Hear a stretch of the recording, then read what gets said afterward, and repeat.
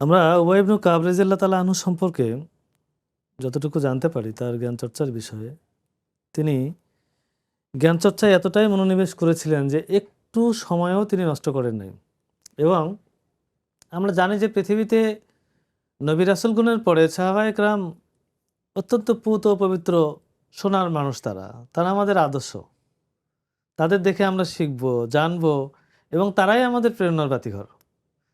তো উবাই ইবনে কাব রাদিয়াল্লাহু তাআলা আনহু তিনি প্রথম জীবনে ইহুদি ছিলেন এবং প্রাচীন যে আসমানি কিতাবগুলো ছিল, তাওরাত, জবুর, ইনজিল, এগুলোতে তার অগাধ পাণ্ডিত্য ছিল এবং জাহেলি যুগেই তিনি ইহুদি ধর্মগুরু হিসেবে খেতাবপ্রাপ্ত হয়েছিলেন অত্যাধিক পাণ্ডিত্যের কারণে।